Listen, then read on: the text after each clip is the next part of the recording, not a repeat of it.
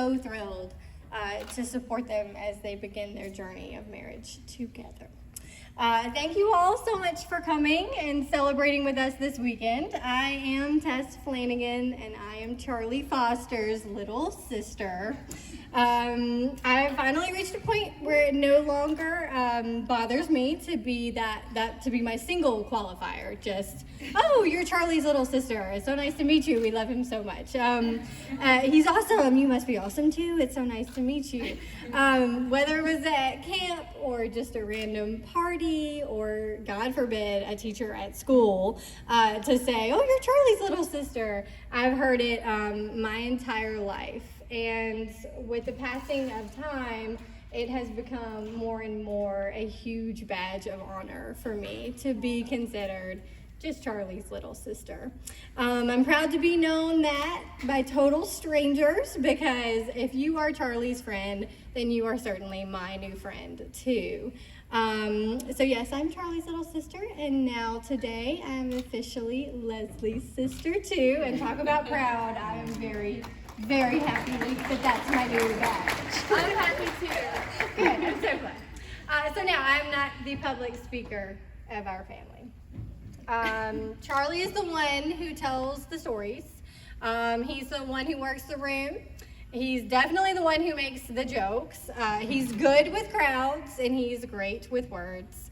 So I am not the storyteller, I'm not the speaker, but I am a teacher. So that's a different kind of thing. And so I'm hoping that as I'm talking to you tonight, I can teach you a few things you may not know about Charlie and about Leslie and our little family. So we're here to welcome you from Tuscaloosa, Alabama. Roll Tide. Roll Tide. Yes. For those of you who may not know, and I think you all know, Charlie was born and raised in Tuscaloosa, and he is a rabid Alabama fan. If you've ever watched a game with him, you know that it's sort of frightening when things don't go our way. And he gets a little bit crazy when things do go our way. It just kind of depends. What you may not know, though, is that I'm that way, too. Screaming, jumping, pacing, cursing, leaving the room, changing shirts, coming back, trying to change, the momentum of the game with clothing. We all do that. But what you also really might not know is that not only is Charlie like that, and not only am I like that, but our mother is where we get that behavior from.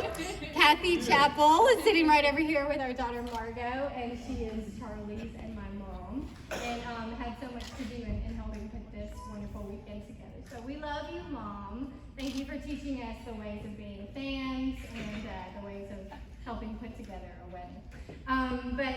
So Charlie has always been that way.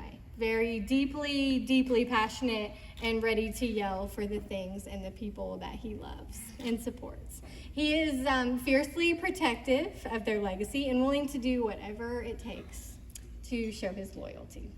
He gets that from my mom too, and I've loved watching that trait of his evolve over the years, and I'm especially grateful that he found in Leslie such a match in showing loyalty and devotion and commitment. And I've always felt like your calm and peaceful demeanor and just happy disposition is just such a wonderful match for him. So something else you may not know is that Mom and I first met Leslie at a drive-by trucker show in Lexington, Kentucky. If you know Charlie and Leslie, you know that's super on brand for them. We were there visiting, and we knew he had a lady friend. And we were very excited to meet her, and in true Charlie fashion, he was like, let's go to this show and you can meet her there.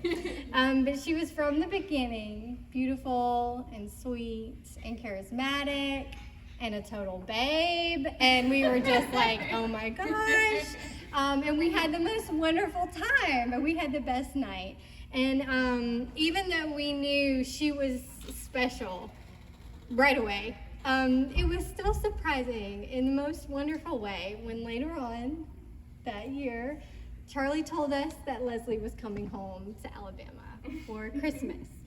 And the moment we found out, Mom and I ran out on our little town, our little Tuscaloosa town, and began the process of planning Leslie's first Christmas in Alabama. It was wonderful. I think Mom and I both knew, though, that this would be her first of many. So I remember distinctly, we went out and bought her a scarf, a cashmere scarf. So it was definitely crimson, and because Roll Tide, and we were, wanting to find something that we thought she would love, but that was representative of where we were. So we went together to have Leslie's initials monogrammed on it. And I remember so vividly Mom coming up with all of these things to do and places to go. We'll take her to City Cafe and get some good food. We'll take her to the stadium and see where we play football. We'll take her to Camp McDowell. And if you know us, if you know Charlie, if you know our family, that is our sacred place for our family. So it was very telling that from the very beginning, we drew Leslie into our family fold. We wanted to make it a memorable Alabama Christmas, and it was so memorable. And yes, it was the first of many Christmases with Leslie. So anyway, I know I've talked a little bit about Charlie loving football. And he also loves other male-dominated sports. And he was also surrounded by Marines who were typically male. He certainly grew up with a host of dude friends. But I think that something that is also definitely true of Charlie, ever since he was very young, is that he has always been super finely attuned to women. It's true, he loves and he respects women, and it's not just that he grew up primarily with a single mom and a very, very clingy little sister. My grandmother, Mary Lou, who was my mom's mom, was a primary school principal, and he revered her always so lovingly and just in the most respectful and amazing unique way. And he is the same with my mom and me, and he is the same with our daughter Margot. He takes care of women, and he lets women take care of him. And that's something else that I really feel like we need to point out here tonight, that even though y'all have just gotten married today, your relationship has already shown you have fulfilled your vows in so many wonderful ways, in sickness and in health, and in good times and in bad, through surgeries and broken feet and illnesses and recovery, taking care of each other all along the way. So, Leslie, you are very, very lucky to have my wonderful brother Charlie, but I don't think you're quite as lucky as he is to have you. Leslie, you are kind and open and loving and giving. You have so many talents and interests, and every time we talk and spend time together, we just giggle and laugh and love our way through that. I've always wanted a sister. Ever since I grew up reading Sweet Valley Trends and Friends, I wanted a sister who I could share my toys with and my clothes with. But now as a grown-up, I really want a sister to share memories and holidays and my daughter and our family with. And I know I have that already in my wonderful husband's sister, Suzanne. But as of today, I'm unbelievably happy that my brother has chosen you to be my other sister. You are now legally joining our family, but in reality, you've been part of it since that Christmas with the monogram scarf. So you're ours officially now. And so if everyone would please raise your glass to our newlyweds, Charlie and Leslie Foster. We love you both so much. And in the words of my amazing husband of almost 10 years, Ben Flanagan, some people say marriage is work, but if it is the best job you will ever have. Aww. Cheers. We love you.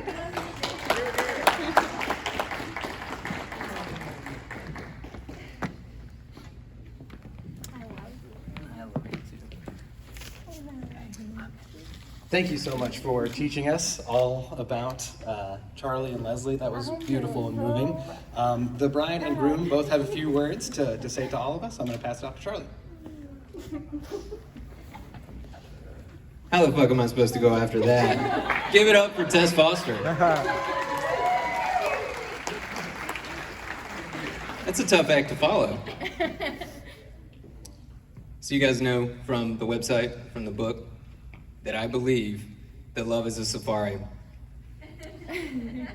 You feel excitement, you're going somewhere different, to see something amazing, to be brave. TV on the Radio and David Bowie say that love is the province of the brave. But it can be scary, it's the unknown. Control is an illusion. In both love and on a safari, you can imagine many ways it could all go wrong. Maybe you shouldn't have watched Jurassic Park so many times. And then you catch a glimpse of majesty, and you're humbled to share the same universe with this splendor. And the safari is worth it. The safari was the only way to be in this moment. Loving Leslie is a safari. Teetering above Appalachia on the Indian staircase, spending 3 weeks in the hospital with doctors telling us their professors like to use this ailment to trick their medical students. And building this ceremony and reception from scratch. This is the woman who rescued a bobcat. A real bobcat. Just took it and rescued it. And who has taught me to love you all a little better. Because I have been on safari, I know a little bit more, and I think to myself, what a wonderful world. I just want to end on this note. Valentine's Day is coming up, and I wrote Leslie a poem on a previous Valentine's Day that she has allowed me to share with you guys here today. Brace yourselves. You should brace yourselves, because boy, okay. Cupid fluttered down from on high, both a cherub and a chunk, and landed within sight of me, and also with a thunk. I, unaware, on Monroe Avenue, and conveniently Ashland adjacent, was minding my own and the cats in my home, even zoo, in the dark, in the basement. When in through a window or a wireless router, love coursed and struck me its mark. Via messenger bolt from nowhere it seemed, Leslie Safari wrote as a lark. Onto a pub of the Irish persuasion, in a booth encircled in light. I fidgeted and yet charmed just enough for her to let me kiss her that night. Full of her magic and Cupid's too, I went to the county fair and saw cherubs chase piglets in the Ferris wheel where her laugh sang high through the air. Onward to Christmas in Alabama, onward to Virginia and back, back to Kentucky, then east again. The trips were too many to track. But Cupid attended our hearts all the while. Cupid content to keep score. He in his wisdom struck gold with his shot, so I commit him and Leslie to lore. Cupid and she who safaris so well that her surname became that same word, belong in the annals of history to be loved on and sung of and heard. Thank you all so much for sharing this day with us and for your love. We love you too. You're here.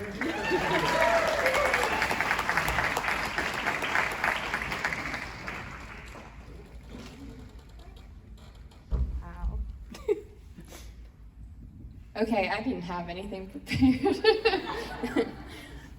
That means something totally different on our wedding day than it did a year or two ago. I don't even remember when. Yeah, 2 years ago. It's just, I watched you say that and just remembered all this time, and when we were standing at the altar and I just looked down and I saw all you guys, and I just remembered all this time. And I'm not even surprised that you've put so much work into making this day so wonderful for us, because it's what you've been doing all this time. And we're just so glad you're here, and you just traveled all this way and listened to me cry all day. But I love you guys for making Charlie what he has become. And I loved that first Christmas in Alabama. And they didn't tell you that Charlie's mom gave him a gift to give me that Christmas, and it was her a set of her earrings and bracelet that were so beautiful that I wanted to wear today. And I've been to a lot of friends' Christmases and not family Christmases, but it's always in passing. But this wasn't in passing, like they kept me, and they wanted to, and it was wonderful, and it didn't feel like charity, and they just loved me, and I love them too. So, anyway, thank you all. You guys have all been that for me. You've been home for me and for us, and just made us stronger and happier, and that's why your pictures are on your place cards, because we just love you guys so much. So, you've made our lives better, and we're really happy, so thank you. You're here.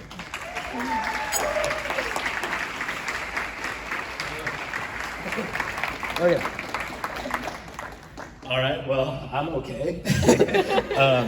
If you'll please turn your attention to the cake table, I believe that the bride and groom are going to go ahead and cut the cake. Wow.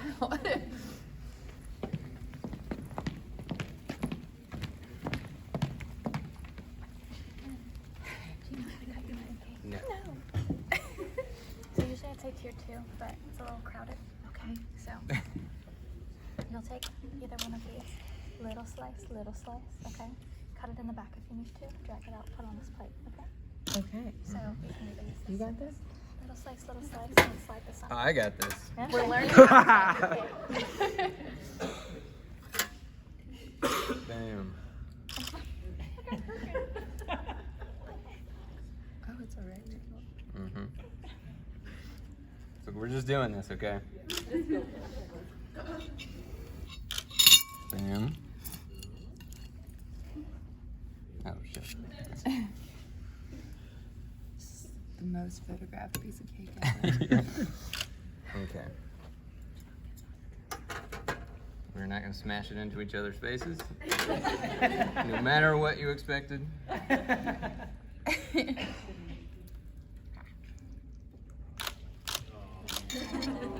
Oh, you guys, it's good. Mhm. It's good. Oh, All right. Now we can have cake. Yes. All right, great. Do we take? Yeah. Let's take this to our table. Okay, we're gonna do that. Thank Yeah, you. we're gonna silence. I want silence while we're eating this cake. Little mood music. Thank you guys. What type of mood was that? Dancing mood. It might be the first dance now. All right. How about the balls? No.